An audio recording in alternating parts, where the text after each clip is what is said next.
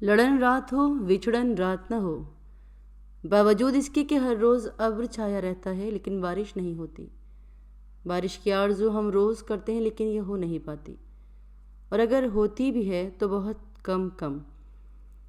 بارش اور جاندار کا چولی دامن کا ساتھ ہے، جیسا کہ قرآن حکیم میں فرمایا گیا ہے کہ سب جاندار پانی سے پیدا ہوئے ہیں، کچھ ایسے جو پیٹ کے بل چلتے ہیں، کچھ ایسے جو 2 ٹانگوں کے ہیں، کچھ ایسے جو چوپائے ہیں۔ خواتین و حضرات، پانی سے ہی یہ ساری آبادیاں قائم ہوئی ہیں۔ علیم المطلق جانتا ہے کہ کب بارش کرنی ہے اور کب روکنی ہے، لیکن ہم لالچی بندے ہیں، اپنے مقصد کو دیکھتے ہیں اور بارش کے لیے آرزو مند ہیں۔ ایک مرتبہ میں بذریعہ ریل کار لاہور سے پنڈی جا رہا تھا۔ اس وقت بارش ہو چکنے کے بعد دھوپ نکل آئی تھی، لیکن ریل کار کے شیشے کے اوپر بے شمار بڑے بڑے بارش کے قطرے موجود تھے، اور گاڑی ایک اسٹیشن پہ رکی ہوئی تھی اور میں ان خوبصورت قطروں کو بغور دیکھ رہا تھا۔ ایک قطرہ اپنی جگہ سے پھسلا اور درمیان میں آ کر رک گیا، پھر ایک اور قطرہ ایک اور جانب سے آیا اور اس قطرے میں شامل ہو گیا۔ تھوڑی دیر بعد اس قطرے میں سے ایک قطرہ علیحدہ ہو کر شمال کی طرف چلا گیا، ایک جنوب کی طرف چلا گیا۔ میں انہیں بڑی دیر تک دیکھتا رہا کہ ان میں سے وہ کون ہے اور وہ دوسرا کون ہے، یعنی میں ان قطروں میں پہلے اور بعد میں آنے والے قطروں میں تمیز کرنے سے قاصر تھا۔ اسی طرح انسان بھی اپنوں سے ملنے کی آرزو کرتا ہے، کسی نہ کسی صورت اس کا تعلق لوگوں سے ہو، جبکہ لوگ یہ سمجھتے ہیں کہ وہ پیسوں سے ہے۔ اب ان کے پاس اگر زیادہ دولت ہو تو وہ خیال کرتے ہیں کہ شاید زیادہ دوست ہونے سے آسانیاں ملیں گی، جتنے دوست پیسے والے ہوں گے اتنی آسانیاں ملیں گی۔ اب اس لیے میرے اور آپ کے درمیان دولت حائل ہو گئی ہے، جس نے ہمارے درمیان ایک خلیج بنا دی ہے۔ ہم بڑی کوشش اور ہمت کے باوصف ایک دوسرے سے اس طرح نہیں مل سکتے جیسے بے غرض اور بے لوث انداز میں بارش کا ایک قطرہ شیشے پر سے پھسلتا ہوا دوسرے سے ملتا ہے اور پھر اس سے جدا ہو جاتا ہے۔ پتہ ہی نہیں چلتا کہ کون کون تھا اور کیا کیا تھا۔ اس معاملے میں ہم انسان قطروں سے پیچھے ہیں۔ ہم ایک دوسرے سے ملنے کے بجائے پیسوں کے پیچھے بھاگ رہے ہیں۔ اب یہ بات نہیں ہے کہ دور ہی مادی آ گیا ہے، بلکہ انسان کے بل اتنے بڑھ گئے ہیں کہ وہ انہیں پے ہی نہیں کر سکتا، ان بلوں کے چنگل سے نکل ہی نہیں پاتا، اور یہ بل ہماری ناجائز ضرورتوں کے باعث بڑھ گئے ہیں۔ اب اندازہ کیجئے میری تنخواہ یا آمدن کا 60 سے 62% حصہ ان چیزوں پہ خرچ ہو رہا ہے جو 1960 میں تھی ہی نہیں۔ تب حیرت کی بات یہ ہے کہ میں تو 1960 میں بھی زندہ تھا، اور میں قسم کھا کر کہتا ہوں کہ ان چیزوں کے بغیر میں سن 60 میں حیات تھا۔ اس وقت شیمپو کا تصور نہیں تھا، ہم لال صابن سے نہایا کرتے تھے۔ اب شیمپو خریدنے کے چکر میں گھر کا بجٹ ٹیڑھا ہو جاتا ہے۔ اس وقت فوٹو کاپی نام کی کوئی چیز نہیں تھی، فوٹو اسٹیٹ کچھ نہیں تھی۔ ہم صرف لاہور کے اندر ابھی 2.25 کروڑ کے قریب فوٹو اسٹیٹ کی مشینیں ہیں، اور ایک اندازے کے مطابق 10 سے 12 لاکھ فوٹو کاپیاں روزانہ ہوتی ہیں۔ اب جناب اشفاق احمد کا یہ پروگرام 2003 میں نشر ہوا تھا، اور یہ اندازہ اس وقت کا ہے۔ اسکول کے بچے پہلے ہاتھ سے کام کرتے تھے، فوٹو کاپیاں کراتے ہیں۔ عدالتوں میں جس کاغذ کی ضرورت نہیں بھی ہوتی اس کی بھی کاپیاں کرانے کی ہدایت دی جاتی ہے۔ ابھی اضافی بوجھ ہم پر آن پڑا ہے۔ آج سے چند سال قبل موبائل فون کا کوئی چکر نہیں تھا، اب ہر کوئی کانوں کو لگائے پھرتا ہے۔ زندگی اس کے بغیر بھی چل ہی رہی تھی، اور بڑی اچھی چل رہی تھی۔ یہ وہ دباؤ ہیں انسان کے اوپر پڑ گئے ہیں۔ لیکن یاد رکھیے کہ آدمی کبھی کبھی پیسے کے بل پر چل کر دوسرے آدمی سے نہیں مل سکتا۔ ہم انسانوں سے حسد بھی کرتے ہیں، غصہ بھی رکھتے ہیں اور غیبت بھی کرتے ہیں، لیکن آدمی کا آدمی سے ملنے کو دل ضرور کرتا ہے۔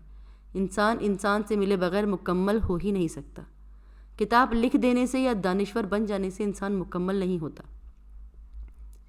ایک آدمی بیچارہ تھا، اسکول ٹیچر ہوگا، اس نے بیوی سے کھانا مانگا، آگے سے انکار ہو گیا۔ اس نے سوچا چلو پیر صاحب سے ملاتے ہیں، تانگے سے کہا کہ پیسے نہیں ہے، لے چل۔ اس نے کہا بھائی پیدل ہی چلو۔ اس نے خیال کیا میل 1.5 میل کا راستہ ہے، چلو پیدل چل جاتے ہیں۔ کافی راستہ طے کرنے کے بعد دریا کے کنارے گیا تو وہاں سے پیسے طلب کیے گئے کہ بھئی یہاں سے دریا سے گزرنا ہے تو ادائیگی کرو پیسوں کی۔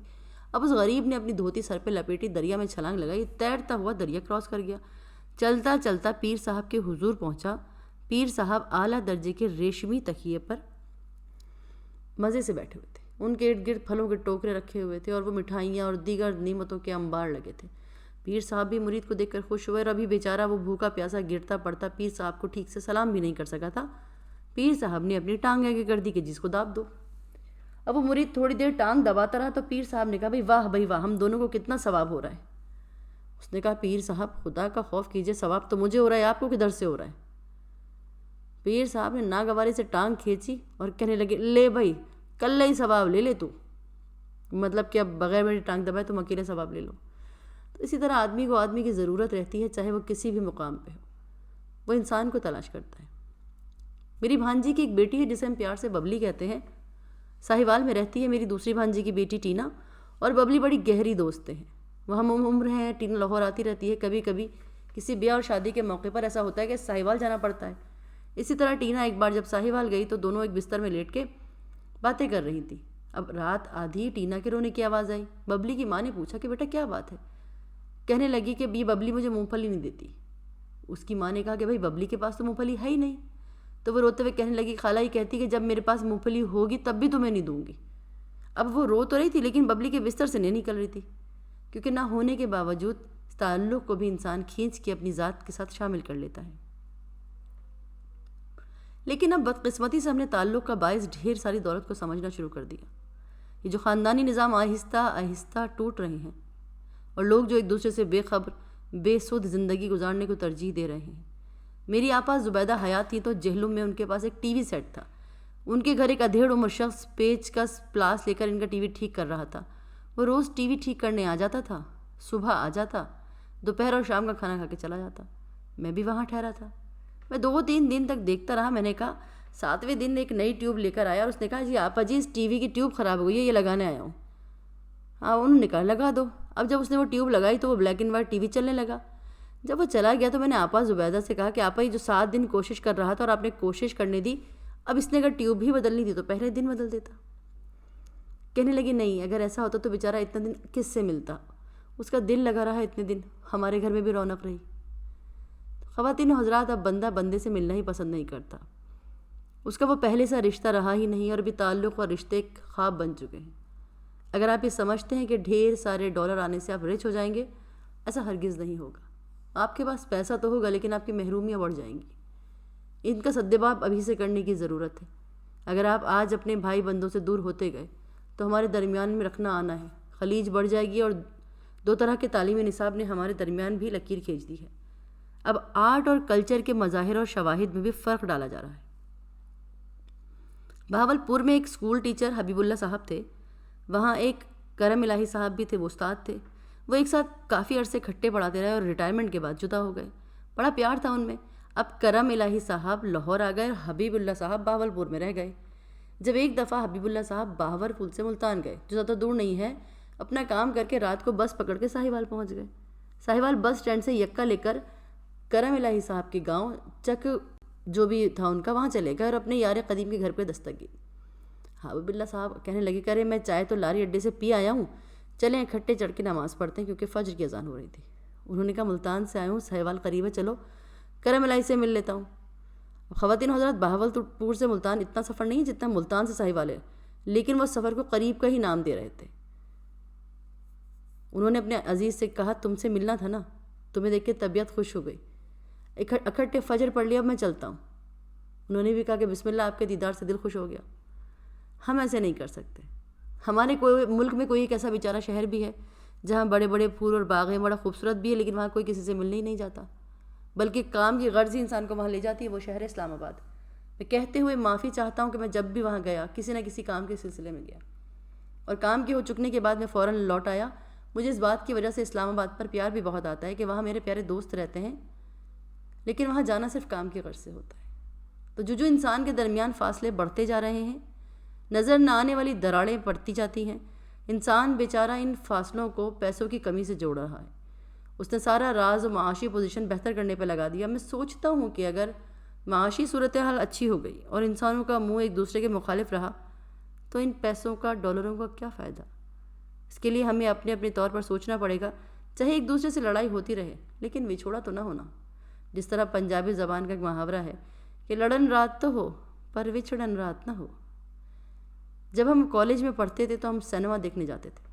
عام طور پر گھر والے ہمارا سینما جانا پسند نہیں کرتے تھے، لیکن ہم چلے جایا کرتے تھے۔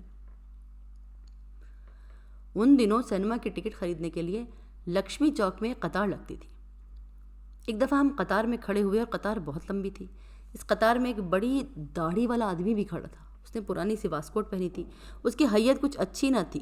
تو نوجوان جو اس شخص کو اور اس جیسے دیگر لوگوں کو پسند نہیں کرتے، ویسا ہی ایک نوجوان وہاں تھا، اس نے اس شخص سے کہا، بابا جی تسی فلم دیکھنی ہے؟ اس نے جواب نہیں دیا۔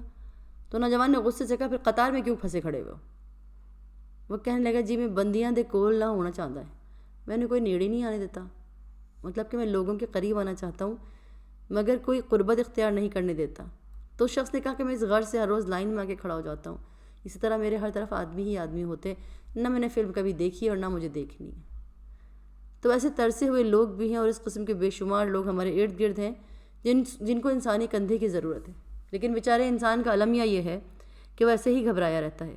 مجھے وہ بابا اب بھی یاد ہے جو ایک دن اپنی 80 سال کی بوڑھی بیوی کو مرجا کہے جا رہا تھا۔ میں وہاں سے گزر رہا تھا، اس سے پوچھا کہ بابا آخر قصہ کیا ہے؟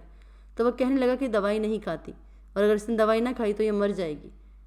تو میں نے دوائی دیکھی تو وہ عام صرف ملٹی وٹامنس تھی، کسی خاص بیماری کی بھی نہیں تھی۔ میں نے کہا، بابا 90 سال کا ہے، 80 سال کی بڑھیا، اب اسے مرنے دے، تو نے کیا کرنا ہے اس کا؟ وہ بابا کہنے لگا کہ صاحب اس کی بڑی ضرورت ہے، یہ اینٹیں پاتنے والوں کی بیٹی ہے اور روڑے اکٹھے کرنے والے کی اولاد ہے، ایسی بڑی لوڑ ہے۔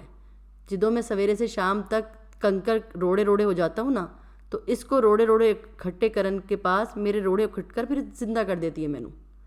مطلب ہے کہ جب میں کام کر کے تھک کے مٹی ہو جاتا ہوں، کنکر ہوتا ہوں، تو میری بیوی مجھے شام میں سمیٹ کے دوبارہ زندہ کر دیتی ہے۔